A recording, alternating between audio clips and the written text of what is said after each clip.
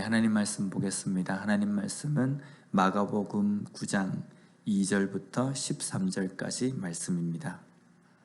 엿새 후에 예수께서 베드로와 야고보와 요한을 데리시고 따로 높은 산에 올라가셨더니 그들 앞에서 변형되사 그 옷이 광채가 나며 세상에서 빨래하는 자가 그렇게 희게 할 수 없을 만큼 매우 휘어졌더라.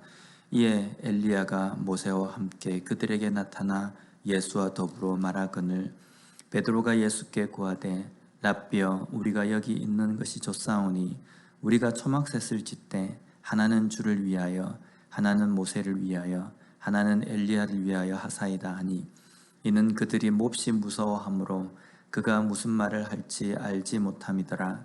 마침 구름이 와서 그들을 덮으며 구름 속에서 소리가 나되 이는 내 사랑하는 아들이니 너희는 그의 말을 들으라 하는지라. 문득 둘러보니 아무도 보이지 아니하고 오직 예수와 자기들 뿐이었더라. 그들이 산에서 내려올 때에 예수께서 경고하시되 인자가 죽은 자 가운데서 살아날 때까지는 본 것을 아무에게도 이르지 말라 하시니 그들이 이 말씀을 마음에 두며 서로 문의하되 죽은 자 가운데서 살아나는 것이 무엇일까 하고 이에 예수께 묻자와 이르되 어찌하여 서기관들이 엘리야가 먼저 와야 하리까 하나이까. 이르시되 엘리야가 과연 먼저 와서 모든 것을 회복하거니와 어찌 인자에 대하여 기록하기를 많은 고난을 받고 멸시를 당하리라 하였느냐.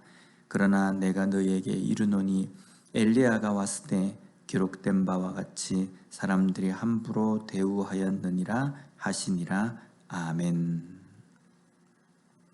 오늘 본문 말씀은 우리가 잘 알고 있는 변화산 사건으로 알려진 내용입니다. 예수님께서 베드로와 야고보, 요한과 함께 높은 산에 올라가셨습니다. 그리고 그곳에서 제자들 앞에서 옷에서 광채가 나고 희게 변형되는 그러한 모습을 제자들에게 보이셨습니다. 또한 예수님께서 엘리야와 모세와 함께 이야기하시는 모습도 나타내셨습니다.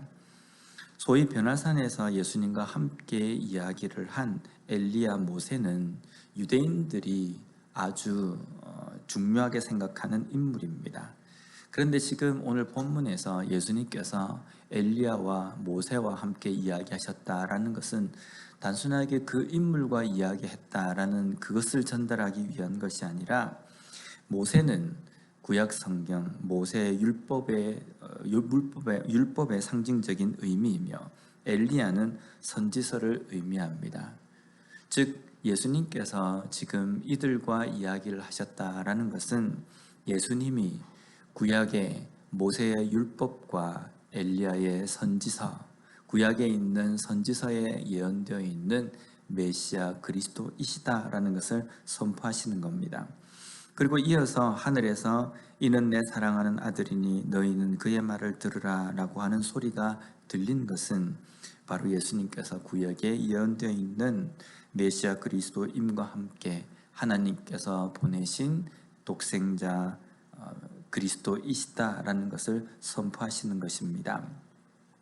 당시에 베드로가 예수님에 대해서 주는 그리스도시요 살아계신 하나님의 아들이라고 고백을 했지만 예수님에 대해서 100% 깨달은 것은 아니었습니다. 여전히 그들의 생각 속에는 예수님이 그리스도 메시아이시지만 자신들이 생각하는 메시아의 모습, 자신들이 생각하는 그리스도의 모습에 예수님을 끼워 맞추었습니다. 여전히 예수님은 이후에 이 로마의 속국으로부터 자신들을 구원해 줄 왕과 지도자로 생각했다는 겁니다. 그런데 그 예수님께서 제자들에게 말씀하실 때 내가 죽을 것이다 라는 그 말씀에 대해서 제자들은 분명히 혼란도 왔을 것입니다. 오늘날에도 우리가 마찬가지입니다. 예수님에 대해서 우리가 어떤 생각을 가지고 있습니까? 라고 질문을 받는다고 한다면 예수님은 육신의 몸이 이 땅에 오신 하나님이시며 성자 하나님이십니다. 또한 우리의 죄를 위해서 죽으시고 부활하시고 승천하신 분이십니다.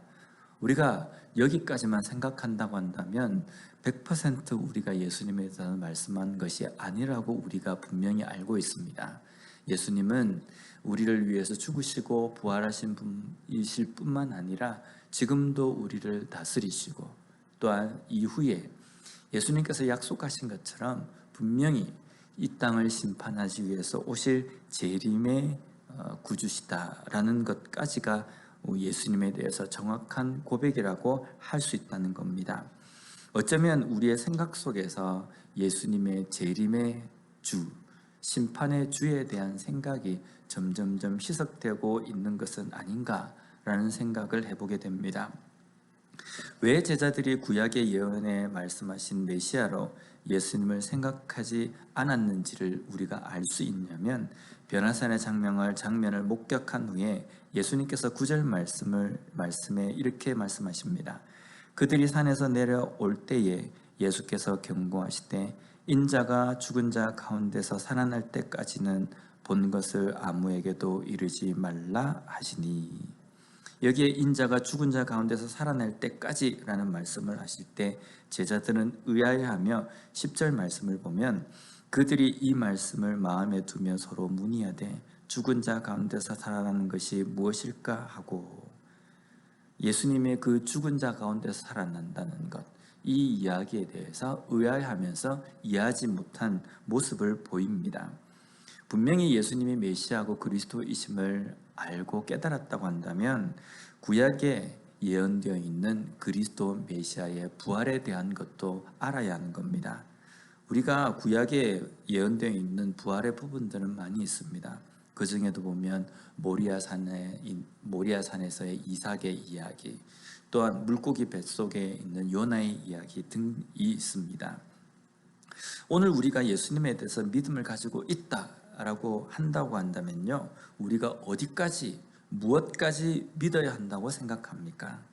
나의 죄를 위해서 죽으신 분, 부활하신 분, 지금도 나와 함께 하시고 나를 도우시는 분. 그런데 중요한 것은요, 예수님께서 분명히 우리에게 말씀하시기를 부활의 주, 그리고 그 이후에 우리를 다스리는 왕으로, 또한 이 땅을 심판하실 재림의 주로 오실 것을 우리에게 말씀해 주셨다는 겁니다. 그런데 바쁘게 살아가는 이 생활 속에서 예수님의 재림에 대해서, 심판에 대해서 우리가 잘 이렇게 명확하게 마음속에 새기면서 살고 있지 않는 건 아닌가라는 생각을 해보게 됩니다. 분명히 재림의 예수님, 심판의 주님을 우리가 생각한다고 한다면요, 오늘 하루도 우리가 어떻게 살아야 할지가 명확하게 나올 수 있습니다. 하나님의 말씀을 가지고 그 말씀을 붙들면서 이 시대에서 깨어서 사는 삶을 살아야 된다는 겁니다. 그런데 우리 속의 생각 속에는요, 이 정도 믿으면 되겠지, 이 정도 그냥 신앙생활하면 괜찮다라는 생각이 많이 있습니다. 또한 예수님께서 재림을 하신다, 그래 재림하시는 건 내가 안다, 그래도 내 때는 아닐 거야 라는 생각이 많이 있지 않습니까? 그런데 오늘이라도 예수님께서는 재림하실 수 있다는 겁니다. 그렇기 때문에 재림의 주를 온전히 기다리는 삶이라고 한다면요, 오늘 하루도 이 하루가 나의 삶의 마지막처럼 생각하면서 어떻게 말씀대로 살 것인가, 내 삶 속에 어느 부분이 정말 잘못된 부분인가라는 것을 생각하고 하나님 앞에 나아가는 삶을 살아야 된다는 겁니다. 오늘 하루도 우리에게 말씀하신 예수님의 그 재림, 심판을 온전히 생각하고 주님께서 말씀하신 그 그리스도, 메시아, 그 모습을 온전히 깨닫고 심판과 종말의 때를 준비하며 살아가는 우리 모두가 되었으면 좋겠습니다. 기도하겠습니다. 하나님 감사합니다. 오늘도 저희들에게 말씀을 통하여서 다시 한번 잊고 희미해지는 재림의 때, 심판의 때를 깨닫게 해주시니 감사합니다.